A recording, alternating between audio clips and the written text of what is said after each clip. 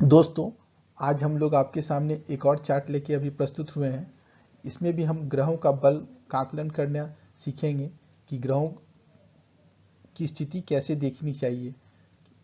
सिर्फ यह देखने से कि ग्रह किस भाव में बैठा है, उच्च राशि का है, नीच राशि का है, से ग्रहों की स्थिति नहीं पता चलती है।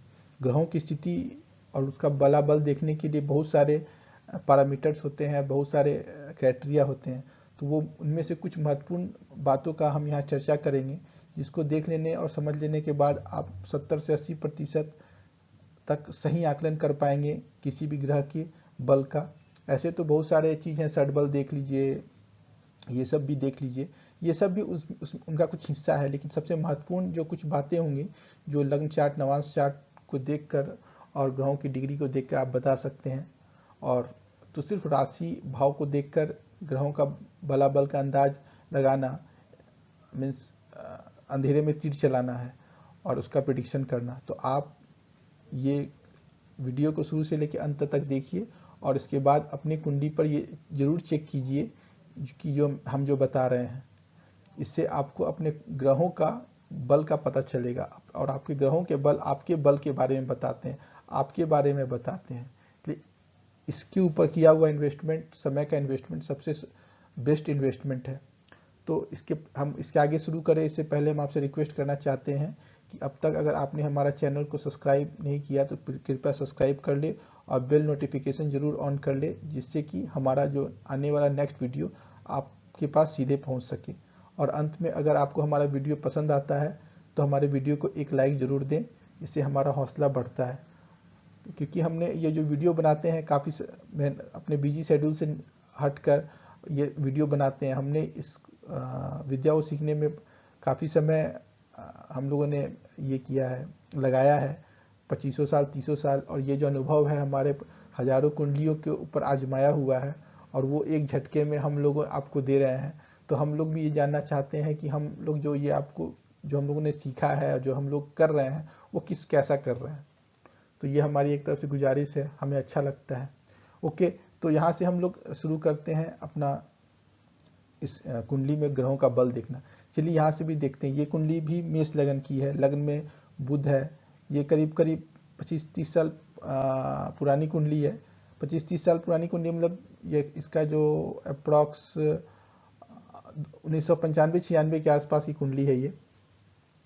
हाँ, उस समय के आसपास की है। तो ये उसमें देखिए लग्न में बुध बैठा हुआ है, बुध अकारक है, 28 डिग्री पर है। इस कुंडली में बुध का कमजोर होना ही उचित है। अब देखिए उस कुंडली का सबसे प्रमुख ग्रह कौन है? लग्नेश होता है। किसी भी कुंडली का सबसे प्रमुख ग्रह लग्नेश होता है। लग्न और लग्नेश अगर कुंडली में बलवान है तो सभी राजयोग फलीभूत होंगे। चाहे वो विपरीत राजयोग हो, नीच भंग राजयोग हो, गजकेसरी राजयोग हो, नृप हो, सिंहासन हो, पंच महापुरुष राजयोग हो, जितने भी राजयोग हैं उनका फलीभूत होने का पहला क्राइटेरिया है कि लग्न और लग्नेश दोनों बलवान होने चाहिए। वरना वह राजा कैसे अपना राज्य को बलवान करेगा या उसका सुख उठाएगा, वो जो खुद ही कमजोर हो, खुद ही बीमार हो, खुद ही परेशानियों से घिरा हुआ हो। तो वो तो राज्य और राज्य का सुख उठा ही नहीं सकता। तो उसमें भले ही उसी कुंडली में उसके घर में कितनी भी रानियां हो, कितने भी मंत्री हो, कितने भी बड़े बड़े उसके पास धन संपदा वैभव हो, वो खुद ही अपनी परेशानियों से घिरा रहेगा तो वो जीवन का आनंद क्या उठाएगा। तो जीवन का आनंद उठाने के लिए सबसे पहले कुंडली में जिसका कुंडली है उसको बलवान होना अत्यंत आवश्यक है। तो लग्न और लग्नेश का बलवान होना किसी भी कुंडली में अत्यंत आवश्यक होता है। तो इसलिए जब भी कुंडली का अध्ययन करना शुरू आप करें तो सबसे पहले लग्न और लग्नेश पर ही नजर डालें। तो देखिए लग्न में बुध बैठा हुआ है। बुध कौन है इस कुंडली में? बुध है तृतीयेश और षष्ठेश। तृतीयेश और षष्ठेश कुंडली में अकारक ग्रह और पापी ग्रह माने जाते हैं। और तृतीयेश और षष्ठेश बुध होकर वो राहु का गुण लेकर लग्न में बैठा हुआ है। इसका मतलब है कि बुध अति पापी है। पापी ही नहीं, अति पापी है, क्योंकि षष्ठेश, राहु, शनि, सूर्य, द्वादश, ये सारे के सारे ग्रह में से कोई भी 2 या 3 जिस भाव में भी बैठ जाता है, जिस भाव को भी देख लेता है, उसको परेशान कर देता है। तो देखिए बुध यहाँ पे लग्न को परेशान कर रहा है, क्योंकि राहु का स्वामी बन के बैठा हुआ है और तृतीय षष्ठेश इसका कमजोर होना ही अच्छा है। 28 डिग्री पे ये बैठा हुआ है, तो ये एक तरह से इसका ये फल अपना देने में असमर्थ है। लेकिन अगर यह ग्रह बलवान होता ना, तो ये जातक को परेशान कर देता। लग्न का में बुध दिग्बली होता है। लग्न में दो ग्रह दिग्बल होते हैं, बुध और बृहस्पति। तो बुध का दिग्बल होना एक तरह से उच्च के समान माना जाता है, उच्च जैसा फल देता है। तो बुध का लग्न में होना दिग्बल अकारक होके एक बहुत ही शुभ लक्षण तो नहीं है। व्यक्ति बुद्धिमान तो रहेगा, समझदार भी रहेगा, चातुर भी रहेगा, लेकिन अकारक है तो वो अपना फल जो है सही, उस ये चतुराई, ये जो उसकी बुद्धिमानी होगी, मेहनत होगा, वो उसको काम में नहीं आएगी। अब ये बुध जो है मंगल को अपना सारा फल ट्रांसफर करता है। अब मंगल पे, लग्नेश पे दृष्टि डालते हैं। लग्नेश कहाँ बैठा हुआ है? देखिए, लग्नेश बैठा हुआ है द्वितीय भाव में शुक्र के साथ और सूर्य के साथ। अब मंगल जो है एकदम 0 डिग्री पर है। 0 डिग्री पर है, इसका मतलब ये उदय ही नहीं हुआ है अभी तक। मतलब इसका उदय होना था, लेकिन या मरना था। तो ये ग्रह अपना फल मंगल देने में बिल्कुल ही असमर्थ रहेगा। और इसके घर, ये जिसके घर में बैठा हुआ है वीनस, वो भी वक्री है और 29 डिग्री पर है। तो स्टार मार्क जो है, एक मिनट,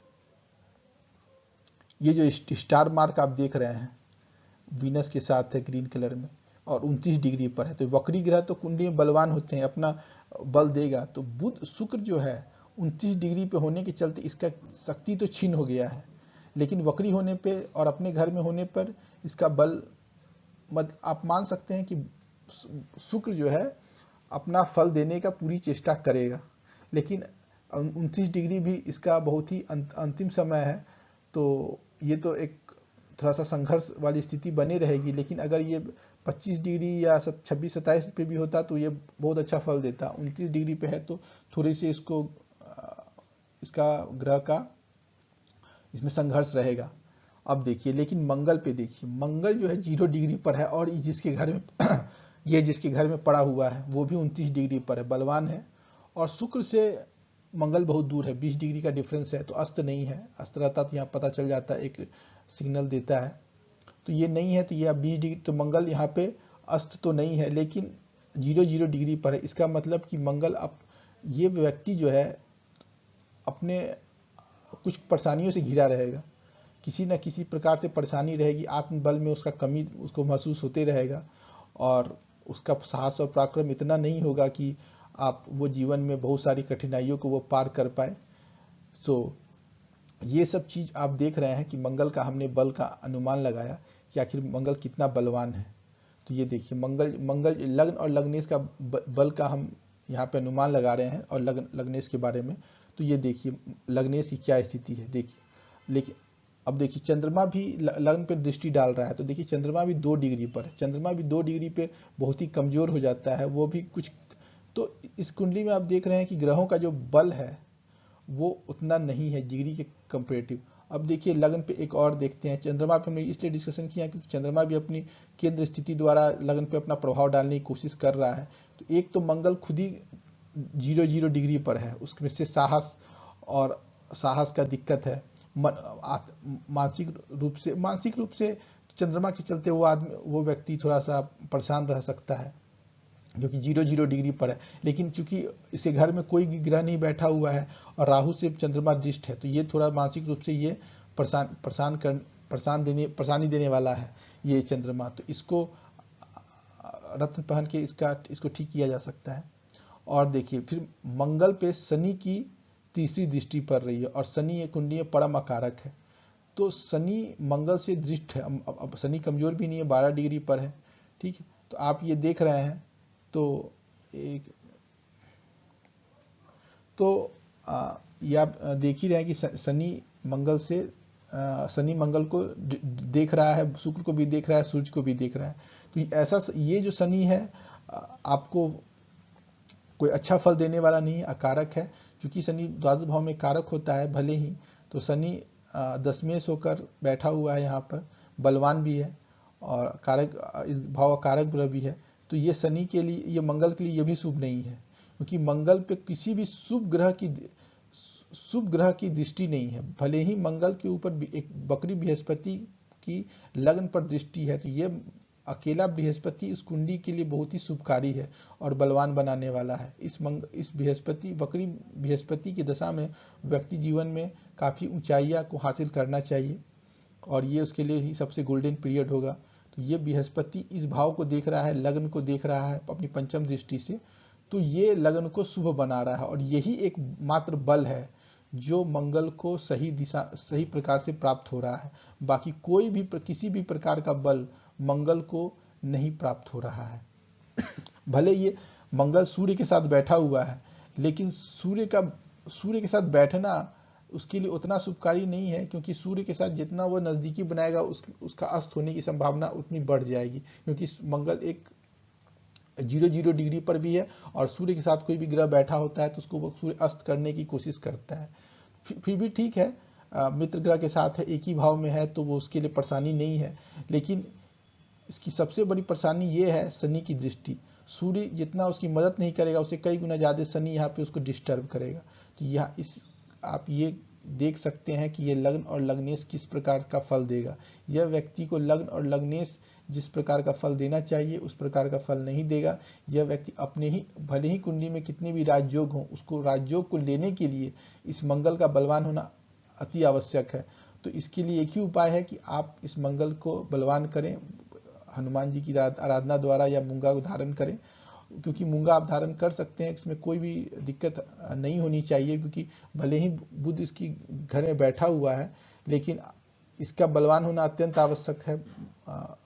भले ही इसको बलवान करने पे बुध हो सकता है कुछ परेशानी करे, लेकिन फिर भी उसका दूसरा उपाय से हम इसको ठीक कर सकते हैं बुध को। लेकिन यहाँ पे जातक को मंगल को बलवान करना ही एकमात्र उपाय है। इसकी मंगल